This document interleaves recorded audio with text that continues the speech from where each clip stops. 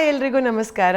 ನಾನು ನಿಮ್ಮ ಪ್ರಿಯಾ ಹೆಗ್ಡೆ. ಇವತ್ತು ನಾನು ನನ್ನ ಜರ್ನಿ ವಿತ್ ಒಲವಿನ ಪಯಣ ಮೂವಿ ಟೀಮ್ ಜೊತೆ ಹೇಗೆ ಸ್ಟಾರ್ಟ್ ಆಯ್ತು ಅಂತ ಒಂದು ಸಣ್ಣ ಮೆಲುಕು ಹಾಕೋದಕ್ಕೆ ಇಲ್ಲಿ ಕೂತಿದ್ದೀನಿ. And I am really sorry, first of all please excuse my voice, health ಹುಷಾರಿಲ್ಲ. ಈ ಮೂವಿ ಜರ್ನಿ ಬಗ್ಗೆ ಹೇಳ್ಬೇಕಂದ್ರೆ ಹೆಂಗ್ ಸ್ಟಾರ್ಟ್ ಆಯ್ತು ಹೆಂಗ್ ಮುಗೀತು ಅಂತಾನೆ ಗೊತ್ತಾಗಿಲ್ಲ, ಅಷ್ಟು ಕ್ವಿಕ್ ಆಗಿ ಆಗಿರುವಂತ ಒಂದು ಮೂವಿ. ನಾನು ಹೇಗೆ ಸೆಲೆಕ್ಟ್ ಆದೆ ಈ ಮೂವಿಗೆ ಅಂದ್ರೆ ಫಸ್ಟ್ ಕಾಲ್ ಡೈರೆಕ್ಟರ್ ಇಂದಾನೆ ಬಂದಿರೋದು. ಈ ತರ ಒಂದು ಕ್ಯಾರೆಕ್ಟರ್ ಇದೆ. ಫಸ್ಟ್ ಸ್ವಲ್ಪ ಅಂದ್ರೆ ನಾನು ಬೇರೆ ಯಾವ್ದು ಶೂಟಿಂಗ್ ಅಲ್ಲಿದ್ದೆ, ಸರಿ ನೋಡೋಣ ಅಂತ ಲೈಟ್ ತಗೊಂಡಿದ್ದೆ. ಆಮೇಲೆ ಅವ್ರು ಕಂಟಿನ್ಯೂಸ್ ಆಗಿ 2-3 ಸರ್ತಿ ಕಾಲ್ ಮಾಡಿಬಿಟ್ಟು, ಇಲ್ಲ ಈ ಕ್ಯಾರೆಕ್ಟರ್ ತುಂಬಾ ಸ್ಟ್ರಾಂಗ್ ಇದೆ, ಒಂದ್ ಸ್ವಲ್ಪ ಚೆನ್ನಾಗಿ ಪರ್ಫಾರ್ಮೆನ್ಸ್ ಓರಿಯೆಂಟೆಡ್ ಇರೋ ಕ್ಯಾರೆಕ್ಟರ್, ಒಂದೆಲ್ಲೋ ಪರ್ಫಾರ್ಮೆನ್ಸ್ ಇದೆ ಅಲ್ವಾ ನೋಡೋಣ ಅಂತ ಅನ್ಕೊಂಡು ಸರಿ ಅಂತ ಮಾತಾಡಿದ್ವಿ. ಎಷ್ಟು ಸ್ವೀಟ್ ಇದ್ರಂದ್ರೆ ಟೀಮ್ ಅವರು, ನಾನು ಬೇರೆ ಎಲ್ಲೋ ಶೂಟಿಂಗ್ ಅಲ್ಲಿ ಇರ್ಬೇಕಾದ್ರೆ ಆ ಶೂಟಿಂಗ್ ಸೆಟ್ ಬಂದು ಸ್ಟೋರಿ ನರೇಟ್ ಮಾಡ್ಬಿಟ್ಟು ಮಾಡ್ತೀರಾ ಅಂತ ಕೇಳಿದ್ರು. ಸೊ ಅಂದ್ರೆ ಅವರೆಲ್ಲ ಆಲ್ರೆಡಿ ಟೀಮ್ ಅಪ್ ಆಗಿ ಶೂಟ್ಗೆ ಹೋಗೋದಿಕ್ ರೆಡಿ ಆಗಿದ್ರು. ಸೊ ಇದೊಂದು ಕ್ಯಾರೆಕ್ಟರ್ಗೋಸ್ಕರ ನೋಡ್ತಾ ಇದ್ರು. ಸೊ ಹಂಗಾಗಿ ನನ್ನ ಜರ್ನಿ ತುಂಬಾ ಕ್ವಿಕ್ ಆಗೋಯ್ತು. ಸೊ ಇಟ್ ವಾಸ್ ಓನ್ಲಿ ಅಂದ್ರೆ ಅವ್ರಿಗೆ ಓಕೆ ಆಗಿತ್ತು, ನಾನು ಒಪ್ಕೊಂಡ್ರೆ ನೆಕ್ಸ್ಟ್ ಶೂಟಿಗೆ ಹೋಗೋದೇ ಬಾಕಿ ಇದ್ದಿದ್ದು. ಬಟ್ ನನಗೆ ಕ್ಯಾರೆಕ್ಟರ್ ಅಲ್ಲಿ ಕೆಲವೊಂದು ಚಾಲೆಂಜಸ್ ಇತ್ತು. So I was lil confused. ಅಂದ್ರೆ ಇವಾಗಲೇ ಎಲ್ಲ ಹೇಳಿದ್ರೆ ನಿಮ್ಗೆ ಥಿಯೇಟರ್ ನೋಡೋದಕ್ಕೆ ಏನೂ ಇರಲ್ಲ. ಸೊ ಈ ಕ್ಯಾರೆಕ್ಟರ್ಗೆ ಕೆಲವೊಂದು ಶೇಡ್ಸ್ ಇತ್ತು. ಆ ಶೇಡ್ಸ್ ನಾನು ಮಾಡಿದ್ರೆ ಚೆನ್ನಾಗಿರುತ್ತೆ, ನಾನು ಇಷ್ಟುವರೆಗೆ ಮಾಡಿರೋದ್ರಿಂದ ವಿಭಿನ್ನವಾಗಿತ್ತು ಅಂತೆಲ್ಲ ಸ್ವಲ್ಪ ಕನ್ಫ್ಯೂಷನ್ ಇತ್ತು. ಸೊ 1-2 ದಿನ ಟೈಮ್ ತಗೊಂಡು ಐ ವಾಸ್ ಲೈಕ್ ಓಕೆ ಮಾಡೋಣ ಅಂತ ಒಪ್ಕೊಂಡ್ವಿ. ನಾನು ಅನ್ಕೊಂಡಿದ್ದೆ ಅವರಿಗೆಲ್ಲ ಓಕೆ ಆಗಿತ್ತು, ಸೊ ನನ್ನ ಕಡೆಯಿಂದ ಮಾತ್ರ ಪೆಂಡಿಂಗ್ ಅಂತ. ಬಟ್ ನಾನು ಒಪ್ಕೊಂಡ್ಮೇಲೆ ಅವ್ರು ರಿಯಲ್ ಟ್ವಿಸ್ಟ್ ಹೊರಗೆ ಹಾಕಿದ್ರು ಡೈರೆಕ್ಟ್ರು. ಇಲ್ಲ ಒಂದ್ಸರ್ತಿ ಆಫೀಸಿಗೆ ಬಂದು ಒಂದು ಇಂಪಾರ್ಟೆಂಟ್ ಲೈನ್ಸ್ ಆಫ್ ಡೈಲಾಗ್ಸ್ ಇದೆ, ಅದನ್ನ ಆಡಿಷನ್ ಕೊಡ್ಬೇಕು ಅಂದ್ರೆ ಅವಾಗ ನಾನು ನೀವು ಸೆಲೆಕ್ಟ್ ಆಗಿದ್ದೀರಾ ಹಂಗೆ ಹಿಂಗೆ ಅಂತವ್ರು ಇವಾಗ ಏನು ಆಡಿಷನ್ ಅಂತಿದ್ದಾರೆ ಗುರು ಅಂತ ಅನ್ಕೊಂಡೆ.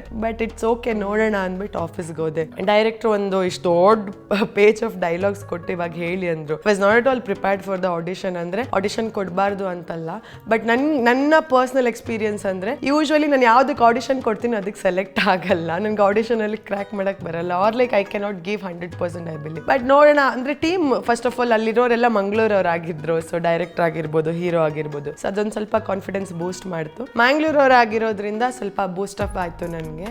ಸೊ ಲೈನ್ಸ್ ನೋಡ್ಕೊಂಡೆ. ಆ್ಯಕ್ಚುಲಿ ಸ್ವಲ್ಪ ಕಾಂಪ್ಲಿಕೇಟೆಡ್ ಇತ್ತು. ಅಂದರೆ ಫಸ್ಟ್ ಆಡಿಷನಿಗೆ ಕೊಡೋ ಡೈಲಾಗ್ಸ್ ಥರ ಇರಲಿಲ್ಲ. It was almost 1.5 page dialogues, climax scene ಕೊಟ್ಬಿಟ್ಟು ಮಾಡಿ ಅಂದರು. ಸೊ ನೋಡಿಕೊಂಡೆ ನಾನು. ಓಕೆ, ಒಂದು ಕಾನ್ಫಿಡೆನ್ಸಲ್ಲಿ ಹೋಗ್ಬಿಟ್ಟು ಮಾಡಿದೆ. ಲಕ್ಕಿಲಿ ಫಸ್ಟ್ ಟೇಕಲ್ಲಿ ಅವ್ರೆಲ್ರಿಗೂ ಇಂಪ್ರೆಸ್ ಆಯಿತು. ಇಂಪ್ರೆಸ್ ಅನ್ನೋದಕ್ಕಿಂತ ಮುಂಚೆ ನಂಗೆ ಗೊತ್ತಿಲ್ಲ ಅವ್ರೇನಂದ್ರೆ ಅಂದರೆ ಓಕೆ ಇದನ್ನು ಡೆಲಿವರಿ ಮಾಡಿದಿರಂದರೆ ನಮಗೊಂದು ಐಡಿಯಾ ಬಂತು. ಸೊ ನಿಮ್ಮನ್ನು ಹೆಂಗೆ ಬೇಕಾದರೂ ಹಂಗೆ ಮೋಲ್ಡ್ ಮಾಡ್ಬೋದು, ನಮ್ಮ ಕ್ಯಾರೆಕ್ಟರ್ಗೆ ಯಾವ ಥರ ಬೇಕು ಅನ್ನೋ ಥರ ಅಂತಂದರು. ಓಕೆ, ಸೊ ಅಷ್ಟೇ ಕ್ವಿಕ್ ಆಗಿ ಆಡಿಷನ್ ಮುಗೀತು. ನೆಕ್ಸ್ಟ್ ವಿದಿನ್ 5 ಡೇಸ್ ಶೂಟ್ಗೆ ಹೋಗೋದಿತ್ತು ಅವರದ್ದು. ಸೊ ಹಂಗೆ ನನ್ನ ಜರ್ನಿ ಸ್ಟಾರ್ಟ್ ಆಯ್ತು ಈ ಟೀಮ್ ಜೊತೆ. ಸೊ ವಿರಾಜಪೇಟೆಯಲ್ಲಿ ಫಸ್ಟ್ ಸ್ಕೆಡ್ಯೂಲ್ ಮಾಡಿದ್ರು. ಸೊ ಅದು ಮುಗಿಸ್ಕೊಂಡು ಬಂದ ತಕ್ಷಣ ನಮ್ದು ಬ್ಯಾಂಗ್ಳೂರಲ್ಲಿ ಸ್ಕೆಡ್ಯೂಲ್ ಸ್ಟಾರ್ಟ್ ಆಯ್ತು. ಅದು ನನ್ಗೆ ಇವಾಗ್ಲೂ ನೆನಪಿಲ್ಲ ಅದು ಎಷ್ಟು ಸ್ಪೀಡಾಗಿ ಮುಗೀತು ಶೂಟ್ ಅಂತ.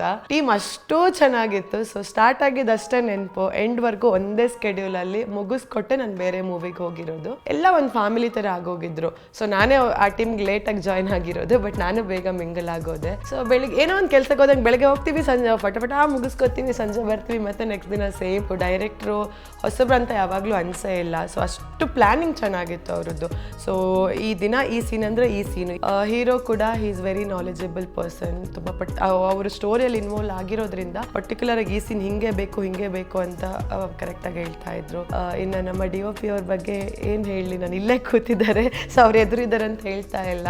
ಓ ಮೈ ಗಾಡ್, ಅವ್ರ ಸ್ಪೀಡಿಗೆ it was very hard for us to match. ಅಂದ್ರೆ ಅಷ್ಟು ಯೂಶ್ವಲ್ ಏನಾಗೋದಂದ್ರೆ ನಮಗೆ ಡ್ರೆಸ್ ಚೇಂಜ್ಗೆಲ್ಲ ಟೈಮ್ ಕೊಟ್ಟಾಗ ಸೊ ನಾವು ರೆಡಿಯಾಗಿ ಬಂದ್ರೂ ಲೈಟಿಂಗ್ಸು ಅದು ಇದು ಎಲ್ಲ ತುಂಬ ಟೈಮ್ ತಗೊಳ್ಳೋದು. ಬಟ್ ಇಲ್ಲಿ ಹಂಗಲ್ಲ, ನಾವು ಡ್ರೆಸ್ ಚೇಂಜ್ ಮಾಡ್ಕೊಂಡು ಬರೋದನ್ನೇ ವೆಯ್ಟ್ ಮಾಡ್ತಾ ಇದ್ರು. ಸೊ ಲೈಟಿಂಗ್ ಎಲ್ಲ ಹಾಕ್ಬಿಟ್ಟು ಅಷ್ಟು ಈಸಿಯಾಗಿ ವರ್ಕ್, ಅಂದರೆ ಅಷ್ಟು ಸ್ಪೀಡಾಗಿ. ಆ್ಯಂಡ್ ನನಗೂ ಆ ಥರ ವರ್ಕ್ ಮಾಡಿ ಅಭ್ಯಾಸ ಇದೆ. And I love to work in such environment, ಬೇಗ ಕೆಲಸ ಮುಗಿಯೋದು. ಸೊ ಈ ಥರ ಒಂದು ಫ್ರೆಂಡ್ಲಿ ಆಗಿ ಖುಷಿಯಾಗಿ ಏನು ಗಲಾಟೆ ಇಲ್ಲದೆ ಮುಗಿಸಿರೋ ಅಂಥ ಮೂವಿ. ನನ್ನ ಕ್ಯಾರೆಕ್ಟರ್ ಬಗ್ಗೆ ಹೇಳ್ಬೇಕಂದ್ರೆ, ಸೊ ಬೇಸಿಕಲಿ ಈ ಮೂವಿಲಿ ಇಲ್ಲಿ ನೋಡ್ತಾ ಇದ್ದೀರಾ ಎಲ್ಲ ಕ್ಯಾರೆಕ್ಟರ್ಗೂ ಅವ್ರದ್ದೇ ಆದಂಥ ಒಂದು ಇಂಪಾರ್ಟೆನ್ಸ್ ಇದೆ. ಪ್ಲಸ್ ಮೇನ್ ಹೀರೋಯಿನ್ಸ್ ಅಂತ ಬಂದಾಗ 2 ಹೀರೋಯಿನ್ಸ್ ಇದ್ದಾರೆ ಆಯ್ತಾ. ಸೊ ಇಟ್ ವಾಸ್ ಲೈಕ್ ಅವ್ರು ನನಗೆ ಅಪ್ರೋಚ್ ಆಗಿರೋದು ದೀಪಿಕಾ ಅಂತ ಒಂದು ಕ್ಯಾರೆಕ್ಟರ್ಗೆ. ಬಟ್ ನನಗೆ ದೀಪಿಕಾ ಕ್ಯಾರೆಕ್ಟರ್ ತುಂಬಾ ಇಷ್ಟ ಆಯಿತು. But at the same time ಅವ್ರು ಇನ್ನೊಂದು ಕ್ಯಾರೆಕ್ಟರ್ ಎಕ್ಸ್ಪ್ಲೇನ್ ಮಾಡಿದಾಗ ಐ ವಾಸ್ ಲೈಕ್ ಕನ್ಫ್ಯೂಸ್ಡ್. ಈ ಕ್ಯಾರೆಕ್ಟರ್ ಮಾಡ್ಲಾ, ಆ ಕ್ಯಾರೆಕ್ಟರ್ ಮಾಡ್ಲಾ. ಐ ವಾಸ್ ಲೈಕ್ ನಾನು ಆ್ಯಕ್ಚುಲಿ ಒಪ್ಕೊಳ್ಳೋದಕ್ಕೆ ಟೈಮ್ ತಗೊಂಡಿರೋದೇ ಆ ಒಂದು ರೀಸನ್ಗೆ. ನನಗೆ ದೀಪಿಕಾ ಕ್ಯಾರೆಕ್ಟರ್ ಮಾಡಬೇಕು, ಬಟ್ ಇನ್ನೊಂದು ಕ್ಯಾರೆಕ್ಟರ್ ಕೂಡ ನಾನೇ ಮಾಡಬೇಕು ಅಂತ ಆಸೆ ಇತ್ತು. ಸೊ ಅಷ್ಟು ಚೆನ್ನಾಗಿತ್ತು ಆ ಕ್ಯಾರೆಕ್ಟ್ರು. ಬಟ್ ದೀಪಿಕಾ ಕ್ಯಾರೆಕ್ಟ್ರು ಅದು ಒಂಥರ ಡಿಫ್ರೆಂಟ್ ಡಿಫ್ರೆಂಟ್ ಆಗಿದೆ. ಅಂದರೆ ಅದು ಯಾವ ಥರ ಅಂತ ಹೇಳೋಕ್ಕೆ ಅರ್ಥ ಆಗಲ್ಲ. ಇವಾಗ ಸ್ಟೋರಿ ಹೇಳಬೇಕಾದ್ರೆ ಅದು ಫಸ್ಟ್ ಲೀಡಾ ಸೆಕೆಂಡ್ ಲೀಡ್ ಆ ಥರ ಬರೋದೇ ಇಲ್ಲ ಅದು. ಸೊ ಫಸ್ಟಿಂದ ಲಾಸ್ಟ್ವರೆಗೂ ಇರುತ್ತೆ. ಸೊ ಅವಾಗ ಒಂದೊಂದು ಟ್ವಿಸ್ಟ್ ಆ್ಯಂಡ್ ಟರ್ನ್ಸ್ ತಗೊಳ್ತಾ ಹೋಗುತ್ತೆ. ಸೊ ಹಾಗಾಗಿ ಫೈನಲಿ ಐವ್ ಡಿಸೈಡೆಡ್ ಇಲ್ಲ, ಅವರೇ ನನ್ನ ಮೇಲೆ ಅಷ್ಟು ಕಾನ್ಫಿಡೆನ್ಸಲ್ಲಿ ಆ ಕ್ಯಾರೆಕ್ಟರ್ ಮಾಡ್ಬೇಕಂತ ಹೇಳಿದ್ದಾರೆ ಅಂದಮೇಲೆ I think I should take up that challenge ಅಂತ ಅಂದ್ಕೊಂಡು ನಾನು ಅದನ್ನು ಒಪ್ಕೊಂಡೆ. ಸೊ ಇನ್ನು ದೀಪಿಕಾ ಕ್ಯಾರೆಕ್ಟರ್ ಬಗ್ಗೆ ಹೇಳಬೇಕಂದ್ರೆ, so she is very strong, bold, independent ಹುಡುಗಿ. ಸೊ ಸ್ಟ್ರಾಂಗ್, ಬೋಲ್ಡ್, ಇಂಡಿಪೆಂಡೆಂಟ್ ಅಂದ ತಕ್ಷಣ ಕಾಸ್ಟ್ಯೂಮ್ ವೈಸ್ ಅಲ್ಲ, ಅವಳ ಮೈಂಡ್ ಸೆಟ್ ಅಷ್ಟು ಬೋಲ್ಡ್ ಆಗಿತ್ತು, ಅಷ್ಟು ಸ್ಟ್ರಾಂಗ್ ಆಗಿತ್ತು. ಸೊ ಆ ಹುಡುಗಿ ಲೈಫಲ್ಲಿ ಬರುವಂಥ ಕೆಲವೊಂದು ಟ್ವಿಸ್ಟ್ ಆ್ಯಂಡ್ ಟರ್ನ್ಸ್ಗಳು, ಆ್ಯಂಡ್ ಅವಳು ಹೀರೋನ ಯಾಕೆ ಮೀಟ್ ಆಗ್ತಾಳೆ, hero life is completely different than her life. But ಇವರಿಬ್ಬರು ಹೆಂಗೆ ಕನೆಕ್ಟ್ ಆಗ್ತಾರೆ, ಇವರಿಬ್ಬರು ಕನೆಕ್ಟ್ ಆದಮೇಲೆ ದೀಪಿಕಾಗೆ ಅದು ಪ್ಲಸ್ ಆಗುತ್ತಾ ಮೈನಸ್ ಆಗುತ್ತಾ, ಅಥವಾ ಅವಳು ಅದನ್ನು ಹೆಂಗೆ ಅಳವಡಿಸ್ಕೊಳ್ತಾಳೆ ಅವಳ ಲೈಫಲ್ಲಿ ಅನ್ನೋದೇ ನನ್ನ ಕ್ಯಾರೆಕ್ಟ್ರು. ಸೊ ಇದಕ್ಕಿಂತ ಜಾಸ್ತಿ ಹೇಳಿದ್ರೆ ಚೆನ್ನಾಗಿರಲ್ಲ, ನೀವೆಲ್ಲರೂ ಥಿಯೇಟ್ರಲ್ಲಿ ನೋಡಬೇಕು. So this is my characters. ಯಾಕೋ ಆರ್ಟಿಸ್ಟ್ ಜೊತೆ ಅಂದರೆ ಸ್ವಲ್ಪ ಸೀನಿಯರ್ಸ್ ಆರ್ಟಿಸ್ಟ್ಗಳ ಜೊತೆ ವರ್ಕ್ ಮಾಡಿರೋ ಎಕ್ಸ್ಪೀರಿಯನ್ಸ್ ಬಗ್ಗೆ ಹೇಳಬೇಕಂದ್ರೆ, ನಮ್ಮ ಇದರಲ್ಲಿ ರಾಜ್ ಬೆಳ್ವಾಡಿ ಸರ್ ಇದ್ದರು, ನಾಗೇಶ್ ಮಯ್ಯ ಸರ್ ಇದ್ದರು, ಪದ್ಮಜಾ ಮ್ಯಾಮ್ ಇದ್ದರು. ಸೊ ಇವ್ರ ಜೊತೆ ಎಲ್ಲ ವರ್ಕ್ ಮಾಡಬೇಕಂದ್ರೆ ಅದು ಫಸ್ಟಲ್ಲಿ ಒಂದು ಸ್ವಲ್ಪ ಏನಿರುತ್ತಲ್ವಾ, ಏನು ಅನ್ಕೋತಾರೋ ಏನೋ. ಅಂದರೆ ಫಸ್ಟ್ ಏನು ಮಾಡಿದ್ರು ಅಂದರೆ ನಮ್ಮ ಡೈರೆಕ್ಟ್ರು ನಮ್ಮದು ಸೋಲೋ ಎಲ್ಲ ತೆಗ್ಬಿಟ್ಟಿದ್ರು, ಅಂದರೆ ಸ್ವಲ್ಪ ನಾವೆಲ್ಲ ಕಂಫರ್ಟ್ ಆಗಲಿ ಅನ್ನೋ ಥರ. ಸೊ ನನಗೆಲ್ಲೂ ಅಂದರೆ ನನಗೆ ಆ ಥರ ಅಕ್ವರ್ಡ್ ಫೀಲು ಅಥವಾ ಅಯ್ಯೋ ಇವರಿಲ್ಲ ಇದ್ದಾರೆ ಹೆಂಗೆ ಮಾಡೋದು ಆ ಥರ ಏನೂ ಇರಲಿಲ್ಲ. ಬಿಕಾಸ್ ಅವರು ಅಷ್ಟೇ ಕಂಫರ್ಟ್ ಆಗಿದ್ರು ಇದಕ್ಕೆ. ನಾಗೇಶ್ ಮಯ್ಯ ಸರು ನನಗೆ ಅವ್ರ ಜೊತೆ ಪರ್ಸ್ನಲಿ ತುಂಬ ಚೆನ್ನಾಗಿ ಕನೆಕ್ಟ್ ಆಯಿತು. And he was very sweet. ಅಂದರೆ ನಾವು ಯಾವಾಗ ಸಣ್ಣ ಇರಬೇಕಾದ್ರೆ ಅವ್ರನ್ನ ನೋಡ್ತಾ ಇದ್ವಿ ಟಿವಿಲೆಲ್ಲ. ಅವ್ರ ಜೊತೆ ಡೈರೆಕ್ಟಾಗಿ ಸ್ಕ್ರೀನ್ ಶೇರ್ ಮಾಡ್ಕೋತಿದ್ದೀವಿ ಅಂದರೆ ಅದೊಂಥರ ಖುಷಿ. ಆ್ಯಂಡ್ ಅವ್ರು ಹೇಳ್ಕೊಡ್ತಾ ಇದ್ರು ನಮಗೆ. ಇನ್ಫ್ಯಾಕ್ಟ್ ತುಂಬ ಚೆನ್ನಾಗಿ ಮಾಡಿದ್ಯಾ ಅಮ್ಮ, ಬಟ್ ಇಲ್ಲೊಂದು ಹಿಂಗೆ ಮಾಡ್ಯುಲೇಷನ್ ತೊಗೊಂಡ್ರೆ ಇನ್ನೂ ಚೆನ್ನಾಗಿರ್ತಿತ್ತು, ಆ ಥರ ಎಲ್ಲ ಕೆಲವೊಂದು ಅಡ್ವೈಸ್ಗಳು ತುಂಬ ಚೆನ್ನಾಗಿ ಕೊಟ್ಟಿದ್ದಾರೆ. ಸಪೋರ್ಟಿಂಗ್ ಕ್ಯಾರೆಕ್ಟರ್ಸಲ್ಲಿ ತುಂಬ ಚೆನ್ನಾಗಿರೋ ಎಕ್ಸ್ಪೀರಿಯನ್ಸ್ ಇರೋ ಆರ್ಟಿಸ್ಟ್ಗಳಿದ್ದಾರೆ, ಅವರೆಲ್ಲ ತುಂಬ ಚೆನ್ನಾಗಿ ಜೀವ ತುಂಬಿದ್ದಾರೆ. ಅವ್ರ ಜೊತೆ ನಾವು ಮಾಡಿದೀವಿ ಅಂದರೆ ಅದು ಒಂಥರ ನಮಗೆ ಖುಷಿ ಇದೆ. ಸೊ ಚೆನ್ನಾಗಿತ್ತು ಓವರ್ ಆಲ್ ಎಕ್ಸ್ಪೀರಿಯನ್ಸ್. ನಮ್ಮ ಒಲವಿನ ಪಯಣ, ಸೊ ಫೈನಲಿ ಒಲವಿನ ಪಯಣ ಚಿತ್ರ ಇದೇ 21ನೇ ತಾರೀಕಿಗೆ, ಫೆಬ್ರವರಿ 21ನೇ ತಾರೀಕಿಗೆ ನಿಮ್ಮ ನಿಯರೆಸ್ಟ್ ಥಿಯೇಟ್ರಲ್ಲಿ ರಿಲೀಸ್ ಆಗ್ತಾ ಇದೆ. ಎಲ್ಲರೂ ದಯವಿಟ್ಟು ಥಿಯೇಟ್ರಿಗೆ ಬಂದು ಮೂವಿ ನೋಡಿ, ಎಲ್ರಿಗೂ ಸಪೋರ್ಟ್ ಮಾಡಿ ಆ್ಯಂಡ್ ಕನ್ನಡ ಸಿನಿಮಾನ ಬೆಳೆಸಿ ಹಾರೈಸಿ ಅಂತ ಕೇಳ್ಕೊತೀನಿ. Thank you.